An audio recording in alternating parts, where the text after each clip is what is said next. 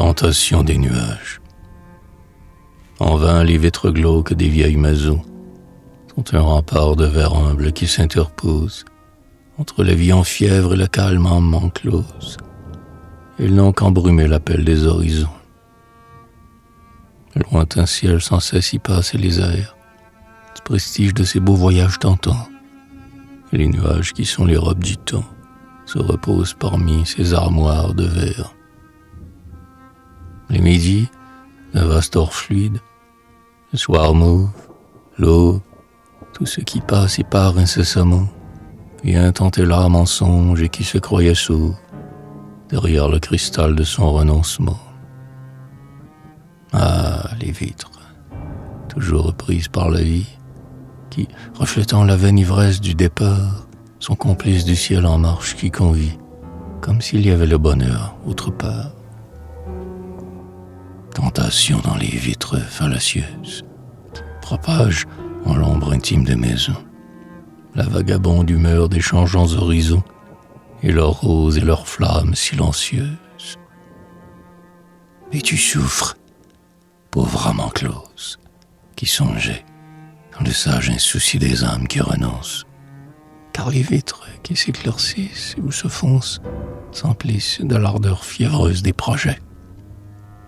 Les vitres ont trahi, demeurent mal gardées, mais les vitres déjà, pour avoir accueilli les vieux couchons, ont pris soudain un air vieilli, courtisane que les nuages ont fardé.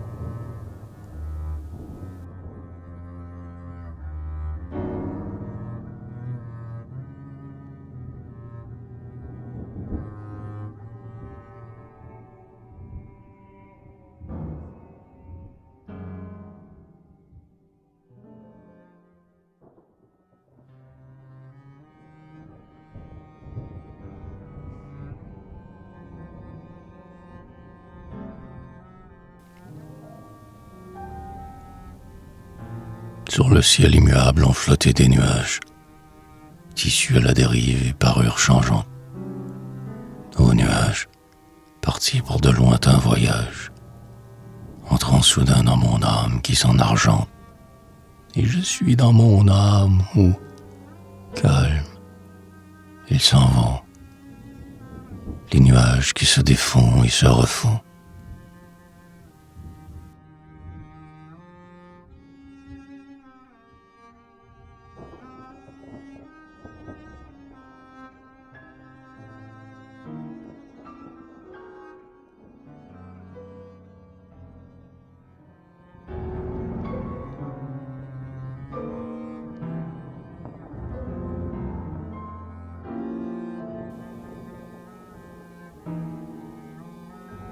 Le couchant triomphal est une fin de règne.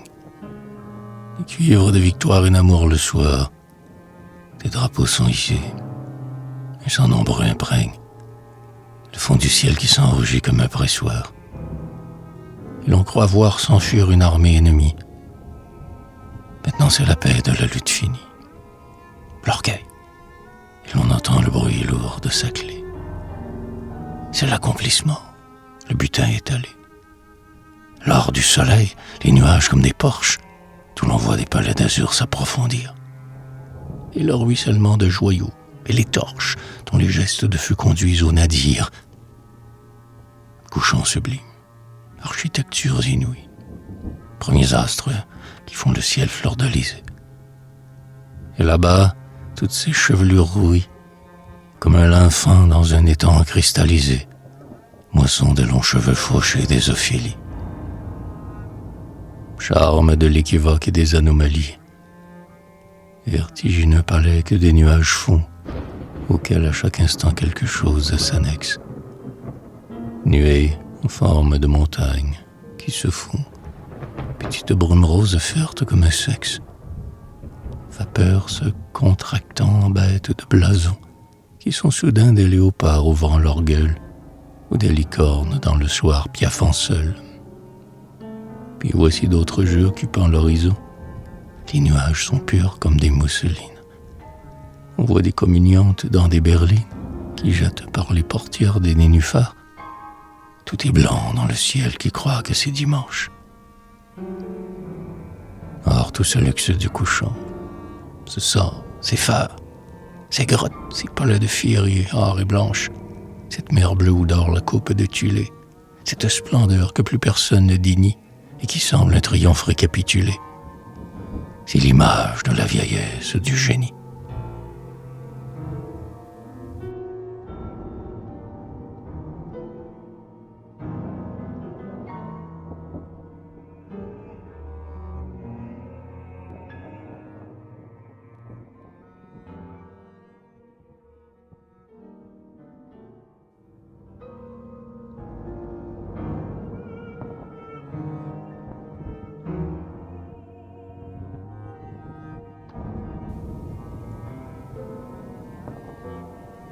La grille des ciels du nord dans mon âme est restée. Je l'ai cherché dans l'eau, dans les yeux, dans la perle. Gris indéfinissable et comme velouté, gris pâle d'une mer d'octobre qui déferle, gris de pierre d'un vieux cimetière fermé. D'où venait-il, ce gris par-dessus mon enfance, qui se mirait dans le canal inanimé? Il était la couleur sensible du silence et le prolongement des tours grises dans l'air. Ce ciel de demi-deuil immuable avait l'air d'un veuvage qui ne veut pas même une rose et dont le crêpe obscur sans cesse s'interpose entre la joie humaine et son chagrin sans fin. Ah, ces ciels gris, couleur d'une cloche qui teinte, dont maintenant et pour toujours ma vie éteinte. Et pour maudre ces ciels, tournaient quelques moulins.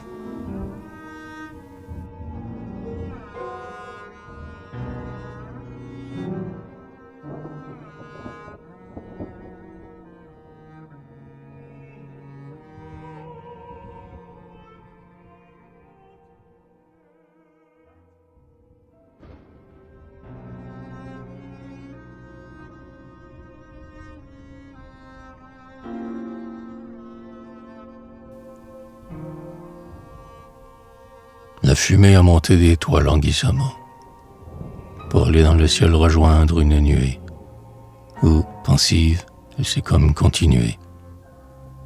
Ô nuée, amarrée au fond du firmament.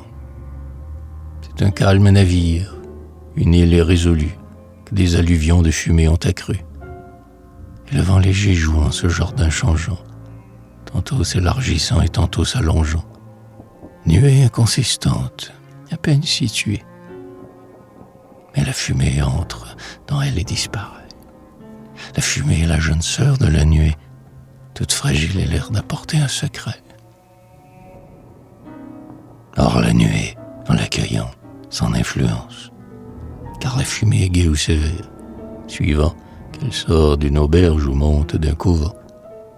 La nuée, à son tour, en change de nuance. Et quand nous la voyons rose ou grise ou tout or, c'est qu'en elle est entrée une fumée en fuite, lui racontant récit d'amour, récit de mort, l'histoire des foyers qui par l'âtre s'ébruitent.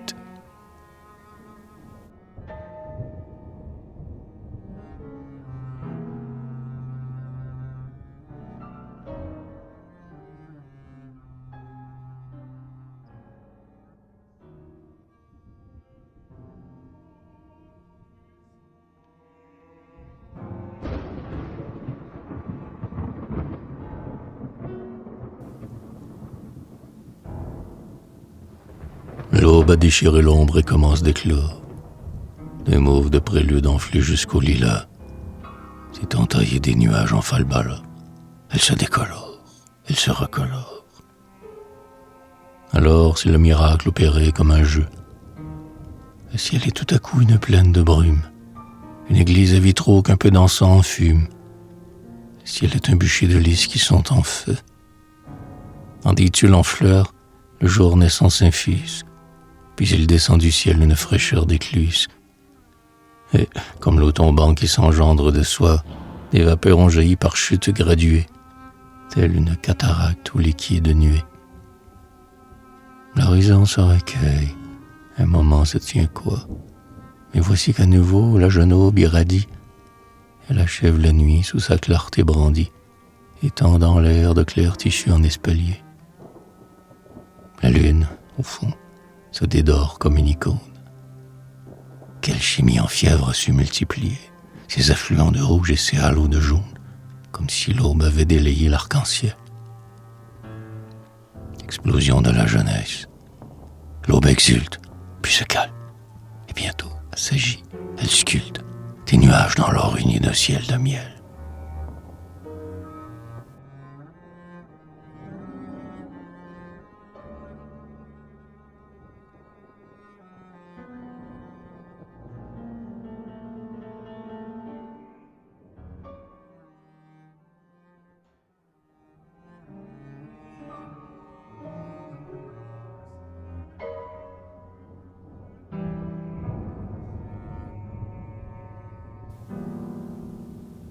Dans les ciels de Toussaint, la pluie est humble et lente. Dans la dive beauté de ces ciels où des fils ont capturé notre âme en leur réseau subtil, les chevaux qu'on croit frêles et qui nous violentent. Quel remède à l'ennui des longs jours pluvieux? Et comment éclaircir, lorsqu'on y est en proie, le mystère de leur tristesse qui larmoie? Sont-ce les pleurs du ciel? Pleurer avec quels yeux?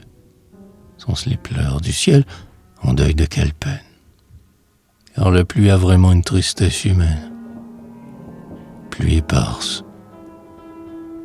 Elle nous atteint. C'est comme afin de nous lier à sa peine contagieuse. Elle s'étend dans l'atmosphère spongieuse.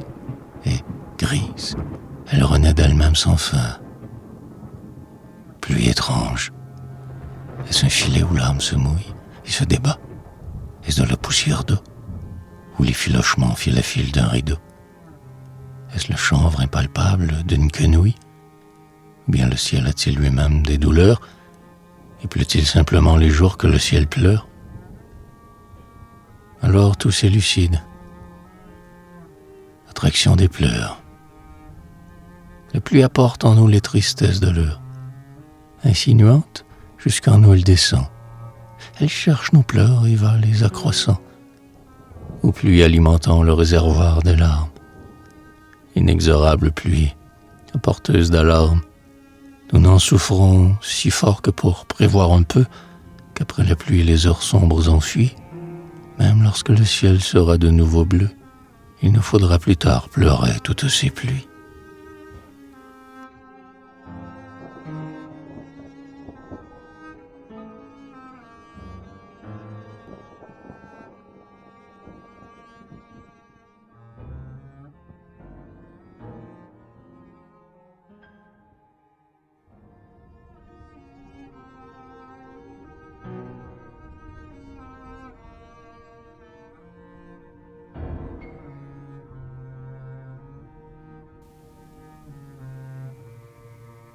Le soleil monte et brûle au haut du ciel d'été.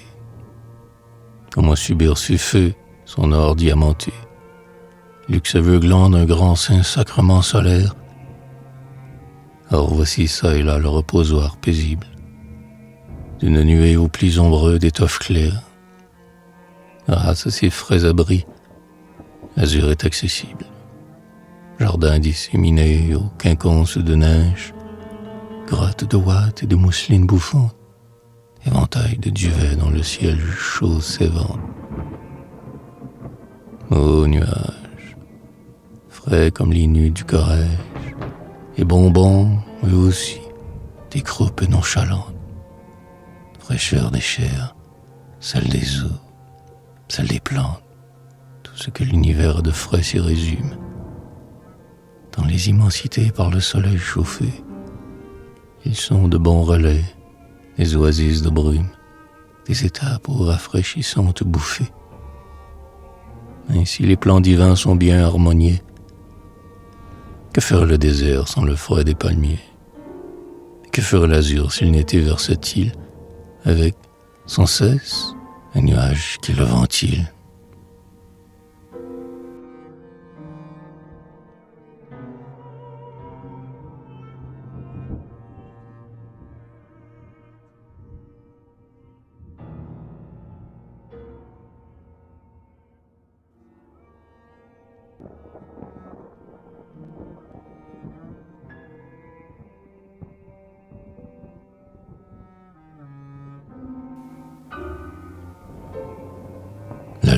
hanté d'un paysage blanc, pays maculé dans la candeur enjôle, terre anormale qui scintille en assemblant un climat d'aile chaude et la blancheur du pôle. Unanime blancheur, des rivières de lait, tout opaque, que ne maquille aucun reflet. Rien que des lys, sans papillons qui les obsèdent, des collines d'une neige qui serait tiède, des roseaux écorchés dont la moelle est tenue, pour avoir l'air dans l'air d'une moisson de cierge. Colline, pays blanc d'où je suis revenu, fou d'avoir traversé votre dortoir de vierge.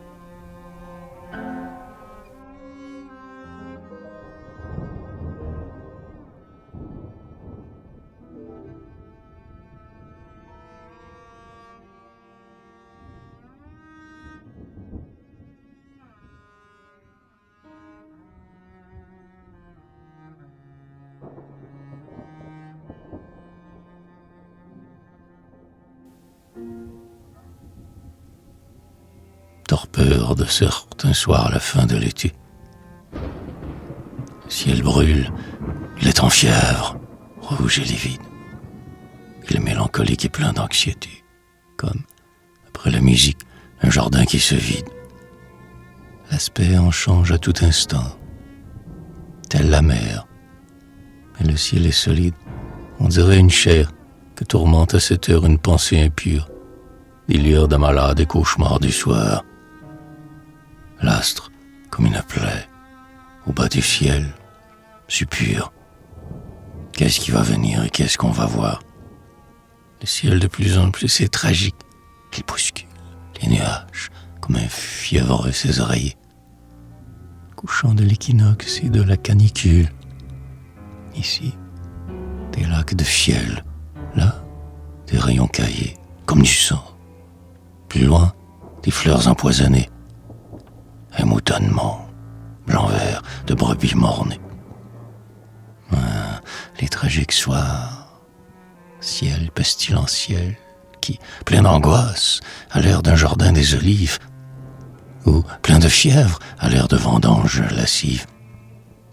Ciel d'amour, ciel de mort, ô trop vénéneux ciel, vénéneux comme le maquillage des pitres. Trouble de ces soirs lourds emplis d'exhalaisons, où l'on se signe au fond des peureuses maisons, devant un éclair brusque qui souffre les vitres.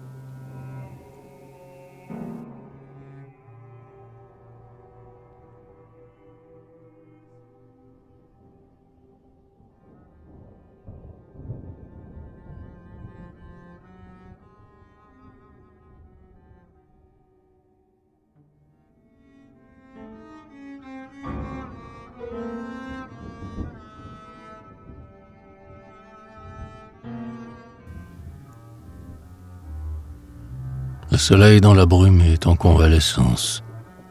Va-t-il guérir de la brume tout éphémère? Va-t-il mourir de la brume qui s'agglomère? Il a l'air de quelqu'un qu'on revoit dans l'absence. Il lutte. Son visage est exsangue et se fane. La brume s'interpose. Elle est si diaphane que c'est comme un encens émier qui fume, que c'est comme une vitre, un écran de fumée, derrière lesquels l'astre attend sa destinée. Obstacle frêle, dirait-on, que cette brume, mais pas assez pour que le soleil s'en délivre. Soit le malade, ôté des vitres, qui va suivre.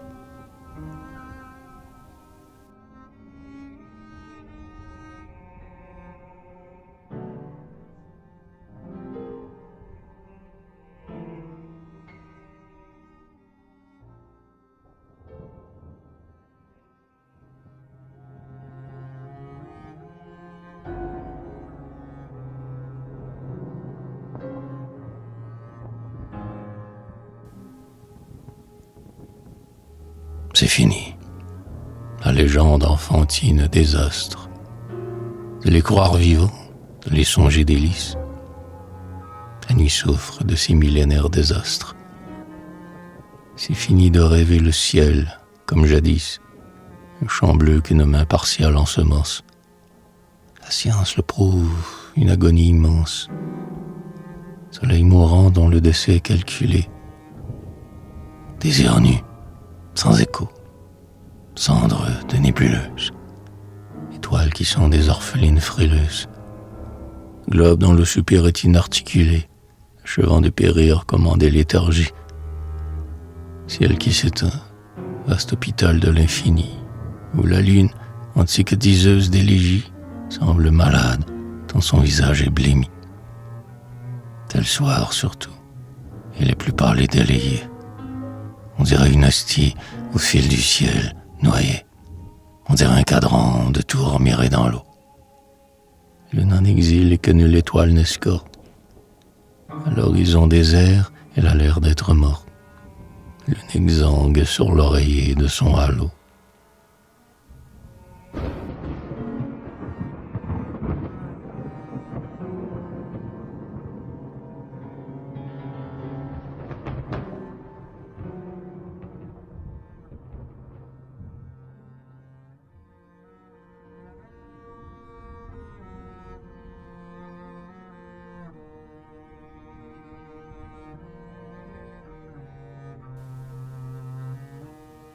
Le soir tombe, le vent tiédi, édulcoré par la calme fraîcheur des pièces d'eau voisines.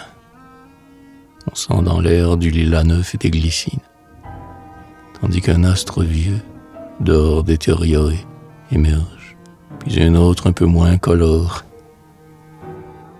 Or les jeunes étoiles ont aussi jailli.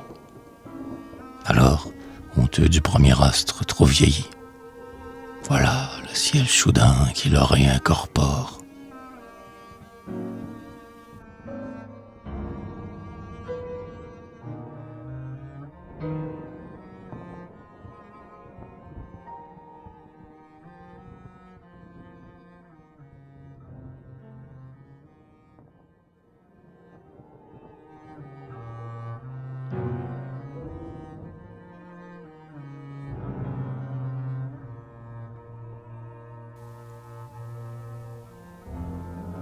Mon cœur s'est affligé du départ des nuages. Navires indolents, signes appareilleurs, qui partent sans cesse et qui s'en vont ailleurs, et vivent la bonne aventure des voyages.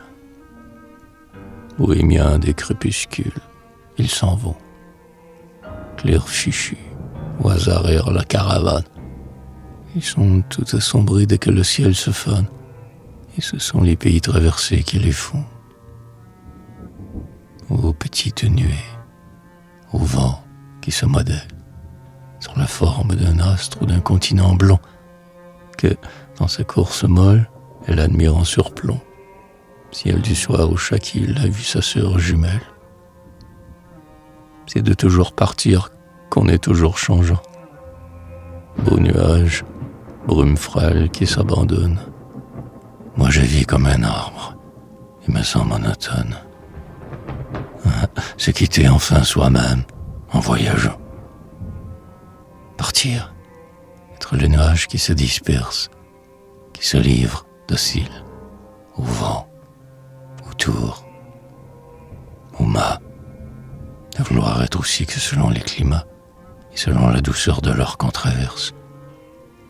Recommencer sa vie en la changeant. Ouais, c'est refaire une autre âme en face d'autres fleuves. Sentir toujours neuf devant des roses neuves, s'éveiller chaque jour comme si l'on naissait. Mais qu'est-ce une autre terre, une autre floraison, et le temps qui chemine avec d'autres visages. C'est dans soi qu'on peut voir les plus beaux paysages. Faible âme, qu'aimantait ce départ d'horizon. Le voyage est un leurre, on cesse jour à jour d'être soi, pour changer selon le site et l'heure. Ne vas-tu donc pleurer que si la source pleure, et ne penser à Dieu que si teint une tour? Sois toi-même en restant dans ta maison fermée, au lieu de devenir un autre à chaque adieu. Bonheur subtil d'orner en soi sa destinée, un voyage qu'on rêve et qui n'a pas eu lieu.